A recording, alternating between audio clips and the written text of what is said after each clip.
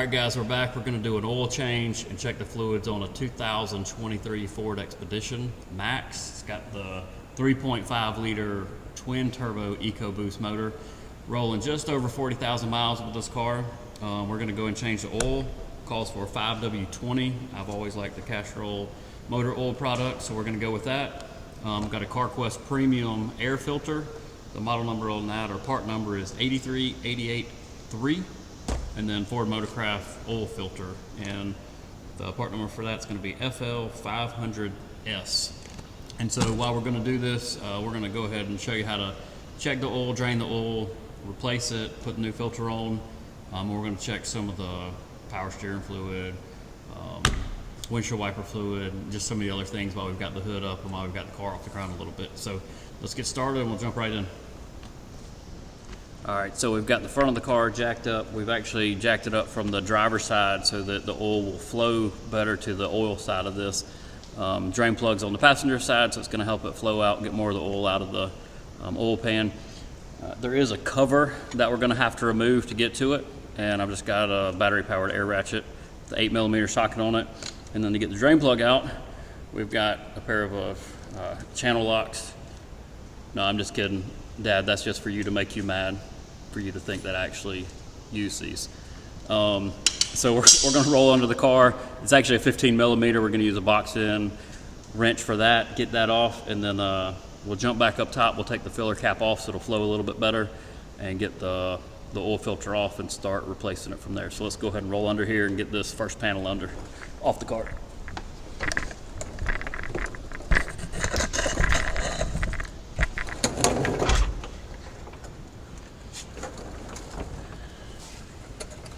So on this, there's actually 4 8mm bolts, one in each corner. So we're going to start taking those off first.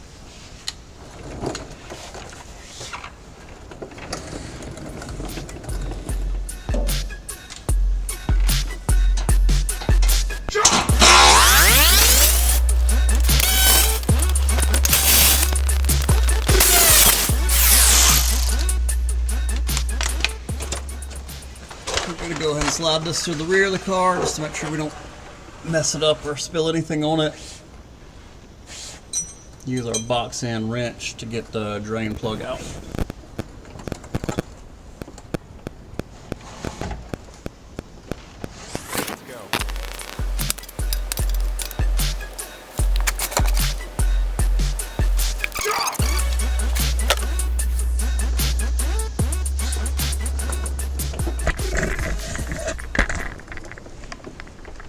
So we're going to let that keep draining, and we're going to move to the top. We're going to remove the filler cap because that's going to help it drain out a little bit quicker, and then we'll move down to the oil filter and get it off also. All right, so we're back under the front of the car. We've already put the drain plug back in. I'm going to show you where the oil filter is at and the best way to get an oil pan under it, because it's a little different than what some of the older models are. So just under the front of the car here, it's the front bumper. Come under. Right over cross member, if I can get the camera turned to it, is the oil filter. So it's actually easy to get to, just over the front. This plastic piece right here, this is actually a drain that will catch it. And if the car is sitting level on the ground, it'll pour out the front. But if not, there's another overflow in the back because of the way that we have it jacked up. It should be right here. And you can probably see up there. So when we get the filter off, it's actually going to drain right there, and we've got our oil pan under that. So it does keep it from making a mess on top of the cross member, but we're going to go ahead and try and get that out.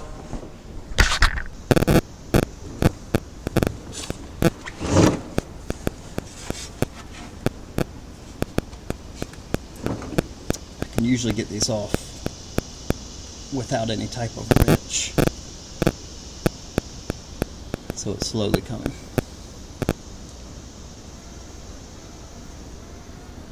Been in here long enough to where it's cooled down. We put a big shop fan under the front of it to try and get it to cool off some too. But if you can see the oil, it's actually coming out through that plastic drain.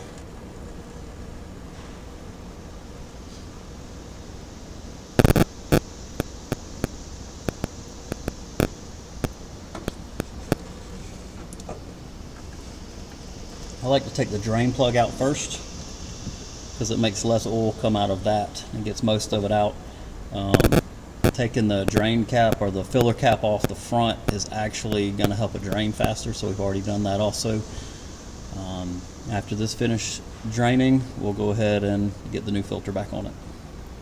Okay, we've got our filter off, all the oil's drained out. What we're going to do, this is a horizontal mount filter, which means it's not straight up and down. We are going to go ahead and use some of the new oil to lube up the O-ring on this. You always want to make sure that the old O-ring comes off with the filter. If you end up with the old O-ring and the new O-ring, you're probably going to have a leak. It's always best practice on your new filter. I like to put a little oil inside the filter. If it's vertically mounted, I go ahead and fill it up most of the way. This is horizontal, so I don't want to make a mess. So I'm going to put some in it. And then I'm going to get enough. Just take my finger right here and make sure that the top of this O-ring is lubricated with that. And it'll go on better and seal better. So I'm going to roll back under, put this on. Jonah's going to check the windshield wiper fluid. We're going to drop it down, check the other filters and fluids, and we'll be done.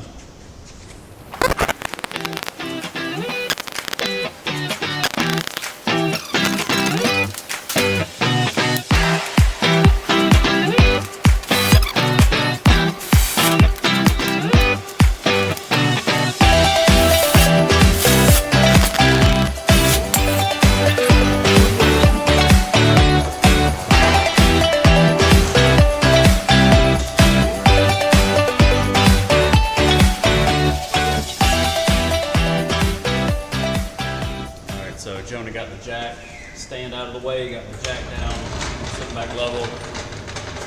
Put about 5 quarts in it and then check the level. Jonah's got the filter done. One of the things he's been making fun of me for is I called my battery powered ratchet a battery powered air ratchet, and it's not pneumatic, it's just battery powered from Milwaukee. But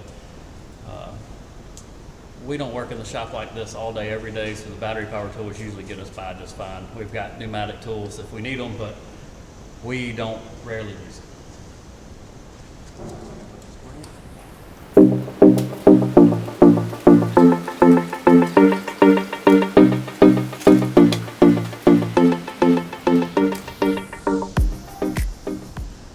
So we're going to give it a chance to drain down before we crank it back up just for a minute or so.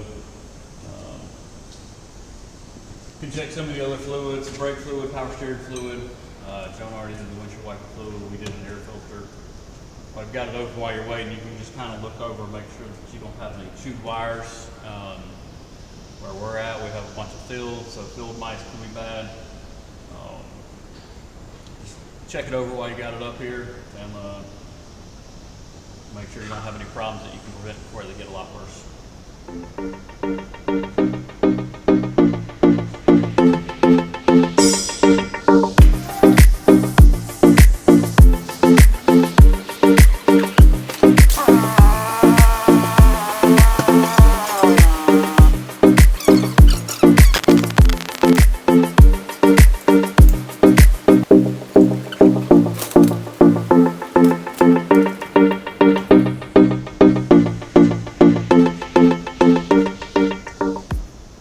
So it took all 6 quarts like it's supposed to, which means we got all the old fluid out, which is a good thing.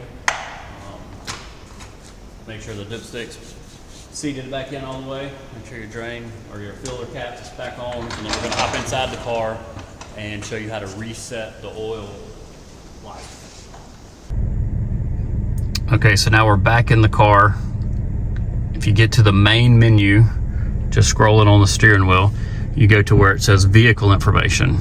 Click the OK button, go to the engine information, hit OK. The oil life says 0%. Hold OK to reset oil life.